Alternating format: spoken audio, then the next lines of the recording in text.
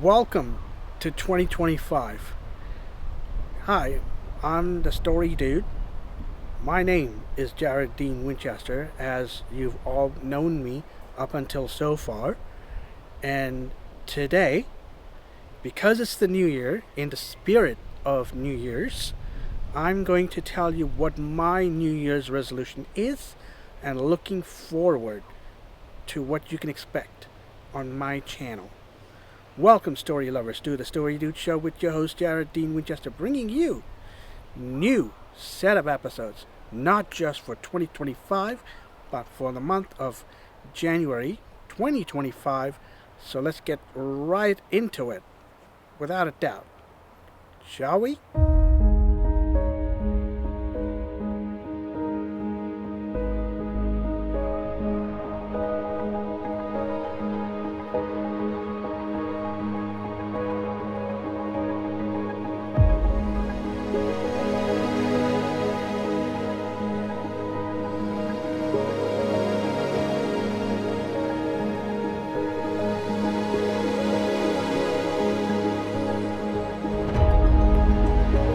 2024 has been quite an interesting year.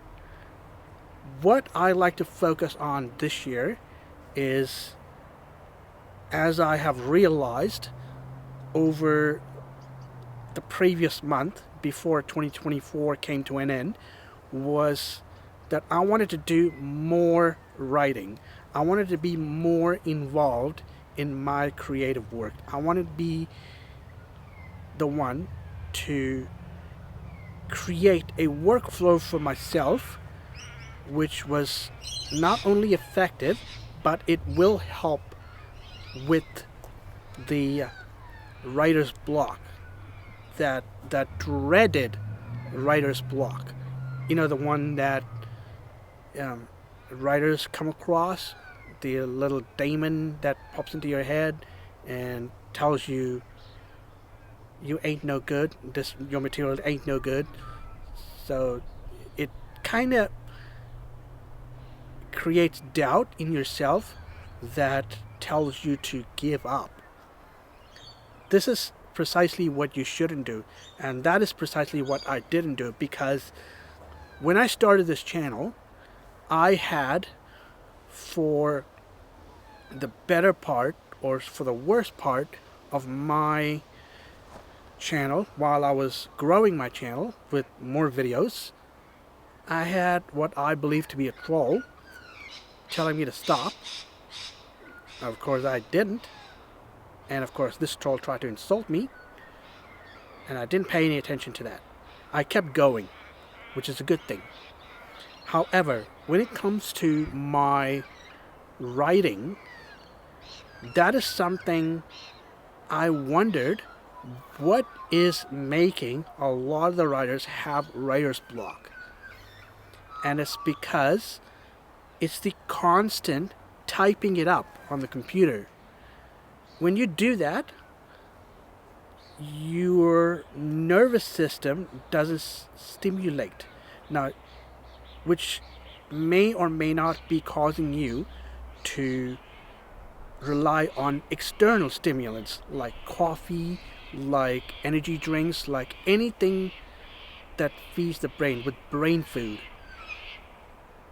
But when I started to invest in my very first fountain pen, writing with the hand and on a piece of paper has become pleasurable to me again.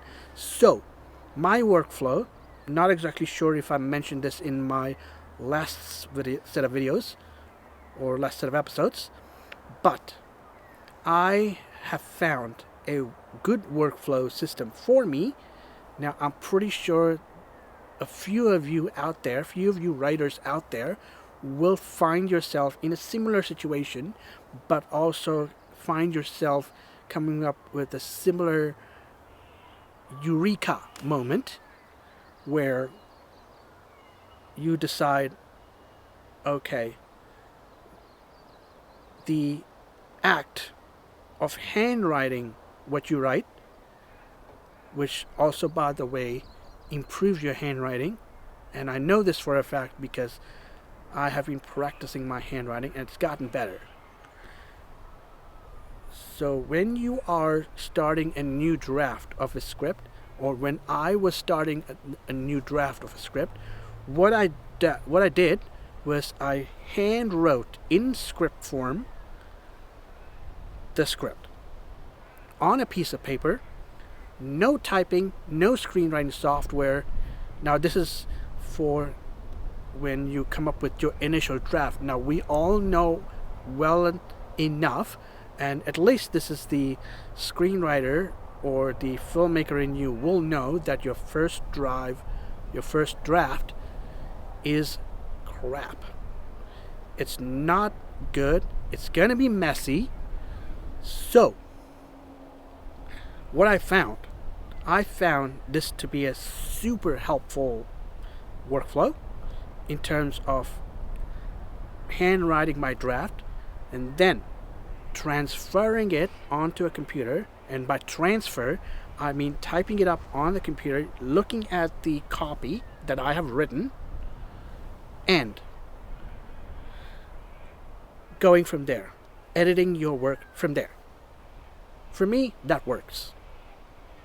So, more writing for me throughout the year, and if I can, I will be making a film or two when funding or financials or opportunity arrives, and I will be reaching out to some independent producers to see if any of them like my idea. Sadly, folks, Hollywood is dying. The mainstream cinema world is dying. And independent filmmaking is on the rise.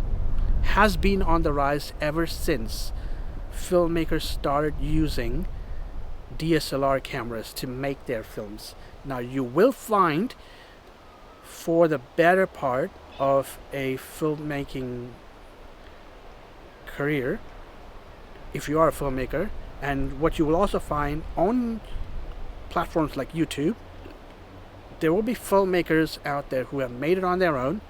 No film school, because the basics are free to learn. You don't have to pay tens of thousands of dollars to accomplish that. But anyway, independent film is the future, will always continue, and my advice has always been, and will continue to be from last year on, forget about mainstream cinema. Focus on independent cinema. Give yourself a portfolio for the time being, and if someone from the mainstream film industry recognizes you or wants to recruit you or is interested in your work, great. But as an independent filmmaker, you have the flexibility, you have all the power in the decision making. What goes on in your screenplay, what goes on in your film.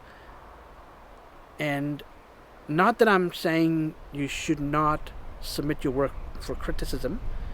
Criticism is great when it comes to constructive criticism.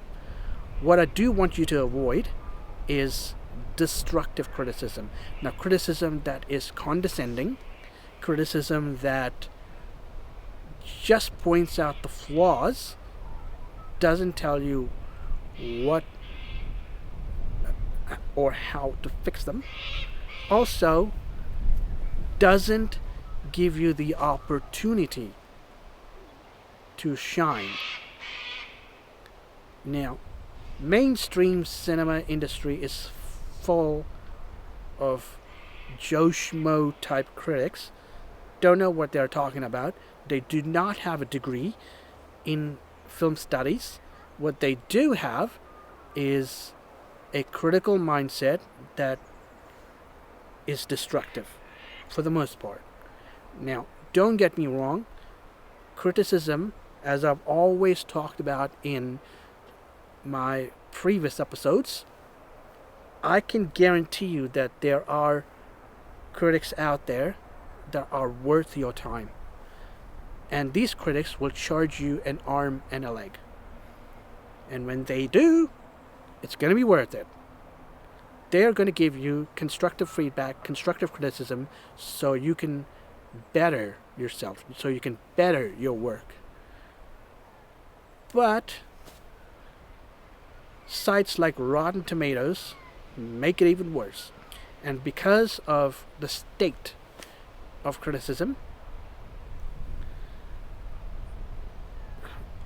and because of the mentality of the playing it safe mentality, mainstream cinema has lost it. It wants to play it safe, lost the plot, wants to play it safe, which is why you see all these terrible movies come out that, for the most part, like during the Christmas time, you have a crap ton of movies coming out, all focusing not just the holiday theme, but the girl meets boy or boy meets girl love theme. Which is fine. If you're going to tell me a story about a boy meets girl, I'd like to know what is it about the two characters that you have chosen to pair up together, to fall in love with each other. How are they compatible, and what do they bring to the table that is beneficial to one another? That's what I'm going to be looking for every time I hear about a boy meets girl love story. But my goals are completely different, and my workflow, my ideas will reflect this. And I don't intend to submit my work to any critic that doesn't know what they're talking about, any critic that does not have a film background or that does not have any sort of qualifications in film studies to critique my work. And I'm not certainly going to submit my work to someone who gives me destructive criticism. Hail to the no. So, here's my plan for this year. I'm going to do more work. I'm going to continue with the workflow that does make it work. And throughout the year, I'll be improving my channel, and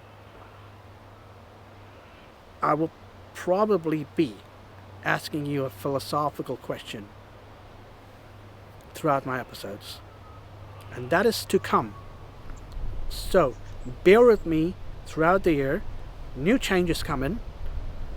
So, keep an eye out for this. Like, comment, and subscribe. And until then, thank you for watching. Please check out my other episodes throughout my channel.